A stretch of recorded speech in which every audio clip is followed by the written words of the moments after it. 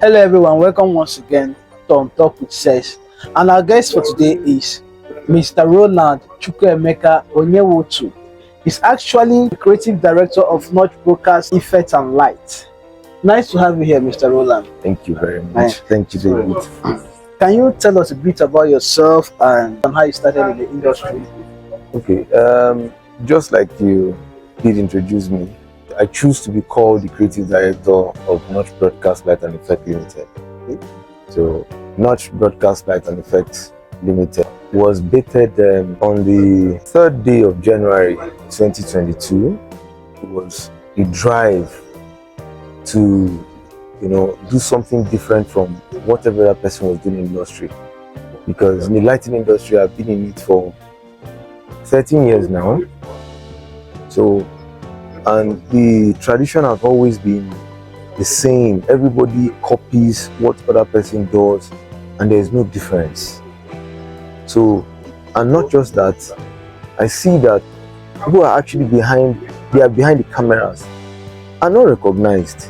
Those in front of the cameras are always seen as superior than the people behind the camera, and they are the life of whatever you want to hold. So that drive, because I worked closely with my former boss and I sold ideas to him thinking he was going to adopt them. After putting in 7 going to the 8th year, I had to call it a quit to start up something that was really my passion, what I had passion for. And that's how Nourch started. So, what specific service does your company offer, and what makes you stand out in the industry? Well, the name Nourch Broadcast Light and Effect Limited means to provide lighting services for broadcasts. When you mean broadcast, there are several means of broadcast. You have a TV broadcast stations. Somebody might want to hold crusades. They are all broadcasts. You might have parties, birthdays, and all sorts. They are all for broadcast reasons, and that's part of it. So I actually have passion for disc jogging. That's DJing. Yeah. I think that was one of the things that actually quarreled myself and my former boss, because most times when we're on locations, I always want to run the sound test, and he wants me to be more on lighting, which is because I make sure that job is done before I go to this. But you need the sound to test the light. So for Nourch, Because they work hand in hand. hand in hand, exactly. So for Nourch, we offer lighting services, videography, audio visuals, then effects. When you call effect, people think effect is only likened on confetti shots, fireworks, but no, light is an effect. I can argue it with anyone that light is the mood of every event. You can be having a bad day with your DJ, but if you have a good light person, that mood will be lightened up. When you light a place properly, the moment you walk into that place, the ambience will tell you what the mood for that place is. And that's why light is very important. So we offer light, audio visuals, effects. That's what we do. Sorry, I want to take you back a bit. Okay. But you said you've been serving your boss for 8 years. 8 years. Yes. So now, did you learn it from your boss, or you studied it? Did they teach this in No. Till now, there's no curriculum in Nigeria that actually offers lighting training at all. Everyone that has had to learn anything that has to do with lighting in Nigeria had to study on their own, either Google or paid for personal trainings abroad to learn. Now, I came into the industry from the bank because I had sold to the bank. I had sold for an internet company. I was a very good salesperson. When you mean marketing, that's what we call it, marketing. I call it a sales job. So I came into the industry with the sales spirit, and then getting to the industry, my then boss, what I do is whenever I get into an environment, I try to study and then know what solution I can offer or prefer. So getting to him, he had it. But what was missing there was the logistics of the business.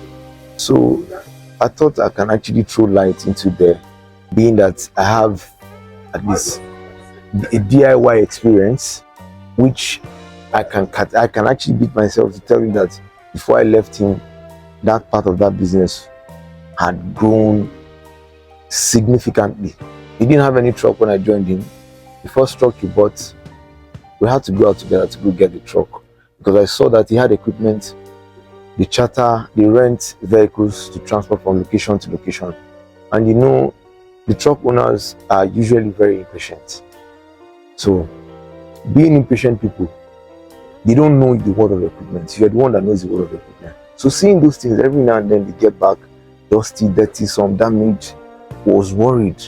And I approached him and told him, the money we spend in this logistics, if we actually put them up together, we can actually get the truck. And that was the drive. So one of the day he told me, oh, yeah, let's surf around and see if we can get the truck. And before we got back that day, we actually got the result. The truck we got there for 2 million. Today is sold for 29 million. Wow. You said something earlier that when you were working with your boss, your former boss, Yeah. you brought in some ideas and you didn't key into your ideas. Yeah. And later on you left him. So you're leaving your boss. You did left your boss because you felt it was time for you to leave him, or because your ideas were taken for granted? I didn't have any future with him, if I'm permitted to say that way. You know, you come to a point where you find yourself where you are. I'm a millennial. You see where you are, you can tell what your future can be. I rose very fast in the company. So, and I got to the peak of there. There's no other way, any other position I can take there other than to say, okay, Oga, leave the stage, let me take over. And I can't do that, it's his business. So there was where I wanted to chart that course, and he was not ready for it. It's his business. So, and it is how he wants it that you have to run it. And he was not going the path of what I was perceiving for that business to be. So the only option I had was to bow when the ovation was high. You just have to bow out and then start it up from beginning again. It wasn't easy starting up, yes. I had the days when I had to be indoors, and ask myself if I took the right decision. But I had that, the conviction I had was the fact that it took me 3 days to register the name and get certified, get a CAC document on Nourch broadcast. 3 days. And I took it as a sign that this was destined to be. And that helped me pursue that course. So I forgot to answer the question you asked, if I learned the work. Now, if I should rewind back as well, like I was talking about where I was, and part of the things I did for my boss. When I met him, he was somebody who had to outsource some certain professional offices of the job. And then I told him, you see, you can't lay claim to any content if it's not within the house. We had younger light trainees who were coming up then. All they do is just rig. They had little idea of what to do if we had to come to site, but the fear of, I don't want to make mistake. And I tell people, there's no mistake in lighting. You, the programmer, can see it as a mistake. But those who are actually, at the feel of it, can't see, oh, this guy is creative, but you know you made a mistake.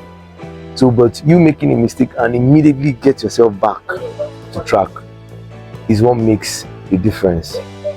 So, we had this job. It was the Christ Embassy Campus Ministry Outreach. Unilag, to be precise, that was where it happened. There was this light guy who we usually work with, who had disappointed. And I told him, we can get this job done. I remember him categorically telling me that, see, Ronald, if you mess this work up, I will deal with you. I told him right there and then I take responsibility, but I know that we're going to come back victorious. And then I went to my guys, my team, and told them, see guys, the watchword is we are the only ones that will know when we make mistake. But every other person here would see it as another design or another creative act. So, but we should be able to get it all our acts at once and then get it all done. And that's it. That was it. 30 minutes into the event, my boss was calling. He was viewing, he was streaming live. He was like, are you sure it's these boys that are doing this? I said, yes. He said, we didn't bring any other person. These are the boys, they are the ones. So, and he said, these boys know these things. I didn't say anything. And graciously, it was a successful event. So when we got back with a handshake, and then that was it. The guys, we now had to continue an in-house training amongst ourselves. Whatever idea you bring, you bring it. Whatever idea you bring it. That's how we're able to. You now brought them out of their shell. That shell they were in. I had to make them see you can do this thing. That phobia, that fear was out, and then that confidence came in, and every one of us. So, and that was how the growth was. Of course, we had a team. We had a team that a lot of people envied. It was a team because lighting is not when you get to the console. Lighting begins from your designs. While you're designing, you should be able to plot how you're going to rig your lights, because your rigging is another thing. If you don't rig your lights well, you might not get the kind of effect you tend to get at the end of it, or rather while you're programming. Whenever we went into any location, the fact that even the person whose sole job was to be an electrician is usually part of the riggers. So it's a thing of, yes, we all knew our various departments, but every hand was on deck. You see some people, everybody will join hands together to set up the stage. From the stage, we go to mount hanging the trusses. From the trusses, start rigging lights. From rigging lights, we power and signal, and then control. What people know us for. Anytime, nobody ever gets scared when we don't get to the location side, because they know we'd always deliver. They know I don't mind it. What we're known for is don't mind them. People should not bother about their arrival time. You should be concerned about the time that they are going to round off. But for them, we have no fear. They are going to round off on time. They will meet up whatever event it is. That was what we were known for. Until same way, every other person had their own fear of the same experience I had on my own that made me leave, because we couldn't further anymore, because the captain of the ship wasn't seeing what we were seeing. So most of us had to bow out. Just like you guys have gone ahead of your post. So most of us had to bow out from here and then move forward. It's a kind of motivation. You say your company started in 2022. Yes. 2022. And the growth, in my own opinion, I will say the growth is massive, because currently, right here in Abuja, if you mention some of the top clubs in Abuja and you ask them who is in charge of your lighting, they will mention you. So, what are some of the most exciting projects Nourch Broadcast has worked on? In Abuja, okay, Nourch's first project was with Life of Faith Gospel Assembly. I remember that call from that pastor in Onitsha. He had called, and funny enough, a new business we've not done anything for. We're paid in full. No cover was owed. We're to bring in equipment and install, and we're paid in full. So while on that site, the engineer, I don't know what I would say was his challenge, but we needed to crack the beam and get hold of the iron that was used for the beam, so that we can weld an iron that can carry a truss. That's how we did lighting. The place had the height. So while trying to get through to that iron, the engineer came and was like, we're going to fall this house. We're going to fall this house. I was like, engineer, if this house, as a result of trying to drill just a hole, should fall, then we should hold you responsible. we should definitely arrest you because you did not go through the right, you didn't go through the proper standard of structural building. And then he tried to call the pastor didn't take his call, but called me and said, Ronald, this guy is saying that this thing you're doing before this building, how far? I said, Pastor, this is what we have always done. It's not the first, neither is it the 10th, several. You can call anybody. All we need is just to drill a hole to get into the iron, and then we weld through to hold this, because that's the only way we can get a firm grip for these trusses, because they're going to carry weight. I was like, I should go ahead. So the guy felt he couldn't penetrate the other pastor and went to call his brother. The brother too was a pastor. Then the brother came to site and saw what we were doing. On arrival, all he just said was, who are those doing this work? I was up there because I started Nourch with my younger brother. I was up there, and then I waved at him that we are the one. He said, when you guys are done, you should bring it to my church. And he wants the same. That was it. So you can imagine someone went to report to you and thought when he comes here, he's going to, oh, you guys should come down and get me. But on arrival, the man fell in love with the job and said, when you people are done, you should bring it to my church. And that was how we got the second job. We were done there in 3 days, and we went to the other church. And then from there, that was it. Now, the first club job we did was actually the renovation of Hustle and Bustle. I was part of the first installation of Hustle. But like I said, because of the challenge we had with my boss then, during the COVID, 2020, I don't forget that, we had an event in Onitsha, a concert that Davido came. So while we were there, he was here running the installation because most of us refused to come over here and preferred to all stay over at the event.